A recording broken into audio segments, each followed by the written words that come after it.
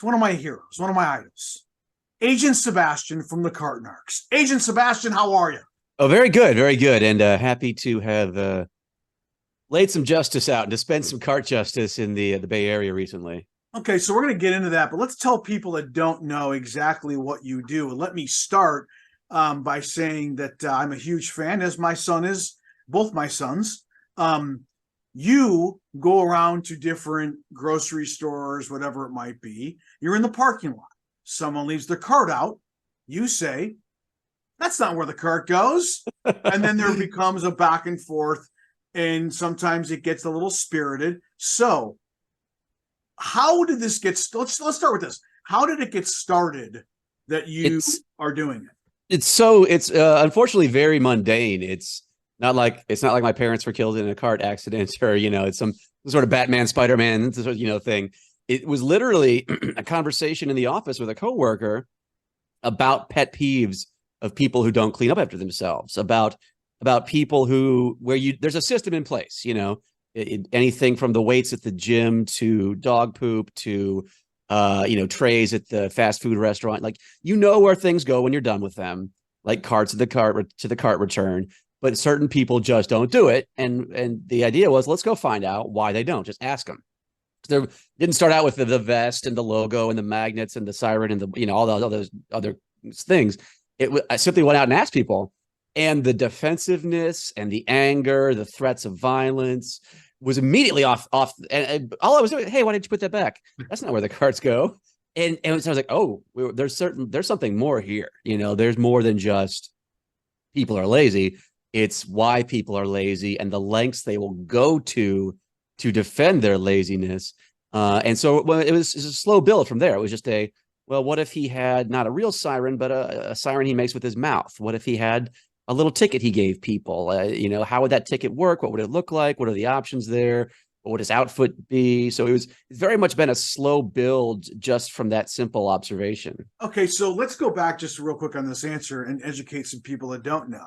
When you walk up, when you make the sound that you usually make, because I can't make it. Oh yeah, it varies, but it's something to the effect of, that's not where the cards go. That's not where the cards go. And hold on, you use the term lazy. It's not lazy. It's lazy bones. Lazy bones. And that was another thing too, is like, because I realized really quickly that it would not help. It wouldn't be good for me to meet them with the same energy that they meet me with, which is screaming, cussing. So I quickly realized, oh, let's be as polite and nice, Boy Scout, howdy doody, howdy do, whatever. Like think of the nice character, Ned Flanders, whatever. Yep. Like the super sweet, nice version. Because being so nice and sweet, number one, it's a nice thing to do. But number two, it really highlights how insane that oftentimes they act. It diffuses them too. You know what I mean? Like it's like, I'm not mad, just do the right thing. At Cart Narcs on YouTube, at Cart Narcs on Twitter, CartNarcs, that is. Mm-hmm. So let's take people into like one of these things. You go up, you make the sound, you do it. I've seen some really pissed off people. Can you take us through one of them that got really, really heated and kind of what happened? Okay, well, there's been a couple guns taken really? out of. Oh yeah, so weirdly enough, and I know this is going to feed into a lot of stereotypes. Both guns that have been showed to me were in Texas. And and people will say, of course, and I get that. So yeah, well, I'll give you the first time a gun was displayed to me was north of Austin, where this guy, he was in his work truck, and he'd taken the cart and just kind of hooked it in the spot next to him. And I walk up to him, his window's down, so he can see me. We're having a conversation. I point out that's not where the cart goes, and he kind of laughs. At first, this happens a lot. They'll kind of laugh me off. Yep. They'll kind of say, "Oh, buddy, why don't you get it for me?" Yeah, that's for you. Yeah, okay, cool, thanks a lot. But that's when this I hear a lot of, that's your job, right? Right. Yeah, you do that for me. Right. Which and they know it's not true. They know it goes into the long line of how, yes, at any service industry, someone will clean up after you. I get a lot of waiters and waitresses say this to me, is like, yeah, I will have to clean up your table if you trash it, Right. but you shouldn't, if there's food everywhere, that's your fault, especially with kids and stuff. Like you can control them to a large, anyway. So they laughed me off at first. And then that's where this kind of, what I have now are these magnets that say something to the effect of, I don't return my shopping cart like a jerk, or they'll say like lazy bones on board, bones. like baby on board. And I'll say, well, look, if you don't want to take your cart back, I understand, but I am going to put this magnet on your car to let people know that there's a lazy bones here who doesn't return their cart, and it's got our phone number on it, which they can call if they want. They usually don't, and it's a lot of times at that point they just go nuts. They say, "Get that off my car! You can't touch my vehicle!" Blah blah. That's assault. I've been told that's assault, harassment. I've been told they suddenly become lawyers. Excuse me. They suddenly become these expert lawyers. Right. And I say, well, no, it's not. It's at the very least, at the very most, it could be, like getting a flyer on your car for the local, party or car wash or whatever.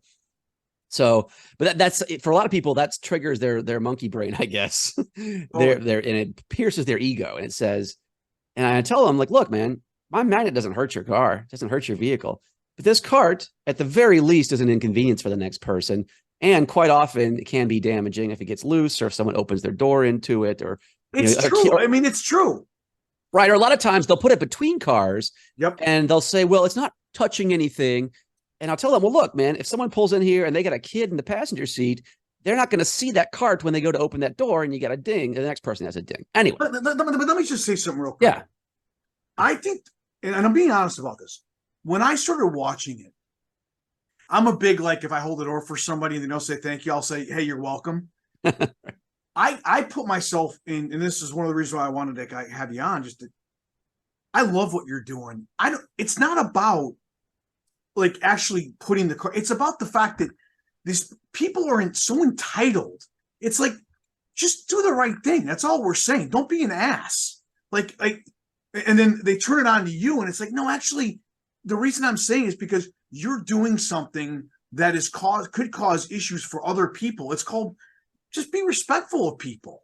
And that's what just pisses me off about it. And I think that's the other side of the coin, is when you talk to psychology a little deeper, and this is, again, I didn't have all these angles on it when I first started Cart Narcs, but it really reveals a lot of things about humanity, is they know it's wrong. They know they're responsible for it. But when police and psychologists talk about this, when you confront somebody with an obvious shortcoming in their life, no doubt, anger is oftentimes the first response. It's no, I'm not F you, because they have, and this is deep psychology, not deep, but psychologists have shown that lying causes anger in the brain, because you're having to I'm not this, I know what I'm doing is wrong, but I've got to, it sucks. And so that's when they're trying to justify it, saying things like it's my job, or it's not really going to be causing a problem, or I'm not supposed, whatever you hear. They get defensive because they don't want to admit they're wrong. Right. And that's sort of it's a very you see this with kids too, is that, oh, no, I didn't know. It's a very base human level response. So combine the ego thing with having something on their vehicle which they don't like, because it shows them to be a jerk, with them having to lie to justify it, is where, in, I would say, lower level thinking human beings, anger and violence comes from. Because it's not everybody. Some people say, you know what, I'm sorry, my bad. No, you're right. It's cool. When they call the cops, how many times do the cops come, and do you talk to the cops? A handful of times I have, because you'll and sometimes they'll be on speakerphone, and you can hear they're not threatening; they are on the phone with 911. Which, again, great use of emergency resources. Right, that a guy put a magnet on my car. But so a handful of times they don't do anything though, right? No. The one time where they were, because usually I'm like, they don't come, right. It's a low level call on the cops, end. So I'm not like, I could sit there and wait for 20-30 minutes and talk to them. But I was in Salt Lake City, and they showed up in like 2 minutes. Wow. And they came up to me, they talked, and they, what's going on? I said, oh, this lady didn't take her cart back. He's like, oh, okay. And their biggest concern was, you weren't like soliciting for anything, or were you like trying to, like I was out there with the squeegee trying to get money from people, right? Or selling, bootleg CDs or whatever people do. They're like, okay, well, you probably better head out. It's like, all right, okay, cool. Yeah. Or another time in Burbank here, they showed up because people saw me on the sidewalk talking to folks because it was, and they thought I was one of the First Amendment auditors. They're like, "Are you here trying to like record the police interaction?" Oh God, that guy is unbelievable. Yeah, those guys suck. And I was like, no, I'm just here talking about cars. They're like, well, as long as you're on the sidewalk, that's not illegal. So see you. Nice day. At Cart Narcs on YouTube and Twitter, go see his accounts. Hysterical interactions with people that don't take the carts back. You were recently in San Francisco. What'd you think of the city, and how from the last time you were here to now? It's getting a bad rap right now. What were your thoughts? Yeah, it's from a car return perspective, it's pretty average, I would say, as far as people who are do it and don't do it, and people who, and I've had people who have had really good responses to me and are sweet. That being said, I have been coming to San Francisco for a few years now, and there are a few lots I can't go to anymore because they no longer have carts. Mm. There's one where they took all the carts inside and put those giant poles on them where they can't, so the pole is attached to the cart, so it can't go through a doorway because it's hit the pole, and just from theft. Yep. Which really screws the person who I've got 6-8 bags here. I can take them to the doorway. And then, the mom who's got kids with her and then wants to take it to her car. I guess you're walking or taking multiple trips. And there's another lot, I think Safeway up there, right there, where they're all gone and they didn't bother replacing them. So from a person to person perspective, it's not bad, but from a just lack of places to go perspective, it's pretty bleak in that respect. How often do you go out, like in a week? Do you go out 3 or 4 times a week, or do you go out every day, or what? How often do you go out? Well, I would like for the lazy bones to think that I'm out there anytime, any day, but I'm never safe. But in reality, it's just a couple afternoons a week. And, I try to get out of town, maybe 1 or 2 weekends a month. I'll try to fold Cart Narcs into another trip I'm doing. So like if I'm going to see my grandmother, for a weekend, well, I'm not going to see her the whole weekend. I might go out, for a couple hours in the afternoon or whatever.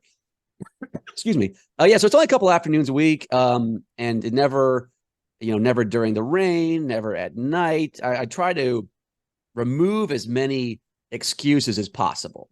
So this is a full-time job now, right? It could be. Unbelievable. But I try to. It does wear on you. That not from a PTSD standpoint by any means, but from a like, oh man, like people are, and people will say this too in the comments, like, well, people are never going to change. Yeah. And I say, well, that doesn't mean you have to stop trying. Right. So it is a little depressing. Like another person's doing this, another person who's plenty old enough to know better. That being said, I do get a lot of, you'll see it in the videos, a lot of people walk up to me and say, oh, hey, man, thanks for what you do. And that's super nice. And I do get, it's weird. I have, like you mentioned earlier, there's a weird young fan base to Cart Narcs. And you would think, oh, kids don't care about picking up after themselves. But I think I've kind of found a way to make it fun and entertaining to the point that it's this weird sort of like entertaining, but also with a socially positive message. Totally. So I'm that helps a lot to have that kind of positive feedback. Your line, I think they like the quick-wittedness of somebody says, I'm going to shove that up your ass. And you're like, well, actually, it can't fit up there. And that. So, I mean, just that type of quick wit, dry humor back is, my kid loves it. He's just like, where did you come up with these? I'm like, I don't know. It's just unbelievable. I appreciate it. Yeah, no, I try to keep it, and that's soup. It's kind of it's just a matter of fact. It's like, listen to what they're saying, because instead of because what they do is they just yell the same thing at me again and again and again and again.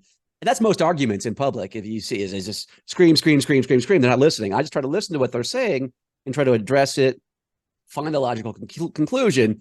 And again, I'm always as calm and as nice as possible. And I think that's where the humor comes from. Is kids see this like the Yosemite Sam character in an adult, like yeah. And I'm sort of the Bugs Bunny to an extent. Well, and I think, listen, in rapping, you do a good job of when it gets to the point where someone is like whacked out of their mind and like peeling out of that's where you're like, okay, like this isn't good. Or my basic philosophy is anytime somebody who is not involved, who is an innocent bystander, could get involved. Yeah. So I never approach people with little kids Yep. for the same reason. People with big dogs for the same reason, because I know they're going to stick that dog on me, which I wouldn't like.